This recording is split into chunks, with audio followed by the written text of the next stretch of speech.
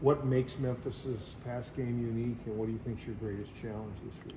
Just efficiency. There's not a lot of incomplete balls. The quarterback does a good job with their scheme, making sure he gets the ball out of his hands quick, making sure that the keys and reads are very similar for the quarterback, and so he does a good job. And they got number 3 that's gigantic and strong, and they do a good job of getting him the ball on fades and getting him the ball on short passes and him breaking tackles. So, and then the leading receivers are running back. So they do a good job of not forcing things down the field, taking a check down what the defense gives them. And so again, efficient, I think it's like 71% or something like that. So this is about being efficient, not forcing balls in, and taking what the defense gives them, and he does a good job of that. From what you've seen from the defensive backfield from the first 4 games, what's the biggest thing you guys can do to improve there?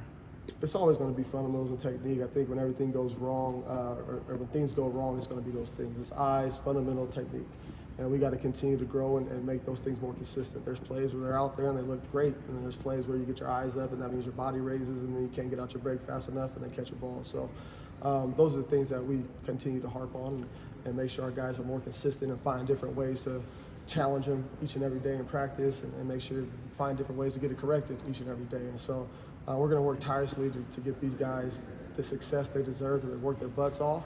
And so we want to make sure that we are doing our jobs as coaches to find different ways to drill the same thing. We can't keep doing the same thing over and over again.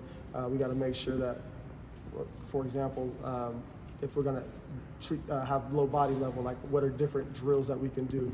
If we need to finish on the ball, what are different situations? Is it deep ball finishes? Is it intermediate route finishes? What routes are we struggling in? Which finishing drills do we need to practice, and getting those things in each and every week? You only get a couple days of practice, so you got to make sure that you're very precise with what you're practicing and getting those guys in the right position so they can get what they're going to get in the game. How frustrating were those 3rd and longs against San Diego State?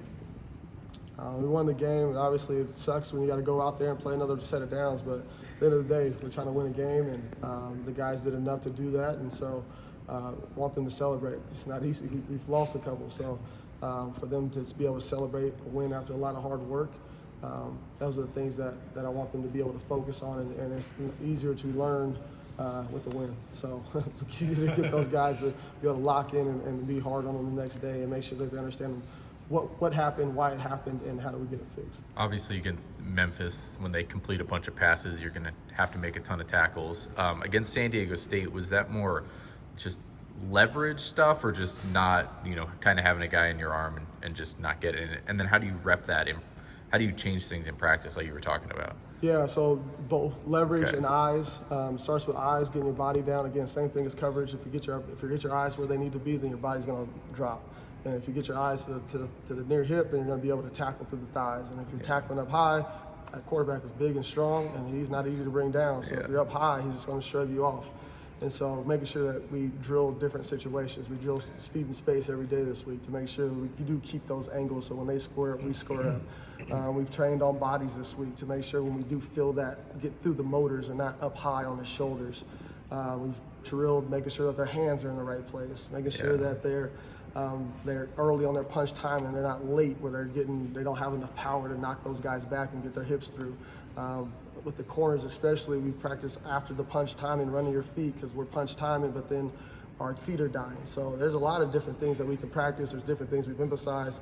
We watched tackling this morning at 7 a.m. Of yesterday's practice. We'll probably watch it again tonight, we'll watch it again tomorrow, and just getting them mentally burned into their minds as those habits that are going to help them be successful. Would you say you've had more success in man concepts or zone concepts overall in the first 4 games? Come on, Coach. Even in our zones, we play a lot of match. So we are in man situations a lot of the time as corners. So we don't play a ton of zone. We've had a couple, like the play Demario made in zone on the 3rd down on the tackle. That was a huge play for us on 3rd down.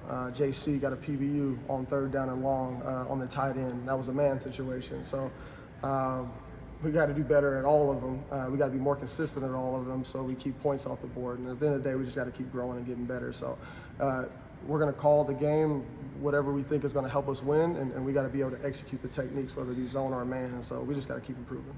What was your favorite part about watching Ashton Genty run? I've been enjoying that since I've gotten here. So that dude's fun to watch, man. He's everybody else, just the whole country's getting a chance to see. Yeah. I mean, I see it every day. This dude's special. I seen him make a cut up the field. It was like a jump cut up the field at this angle, which doesn't happen. And I sat next to J-Mo in the plane. I said, "Can you show me that? Because I don't know what the heck happened, but that was pretty impressive." So that was pretty cool. The one he spun out for two guys was pretty cool.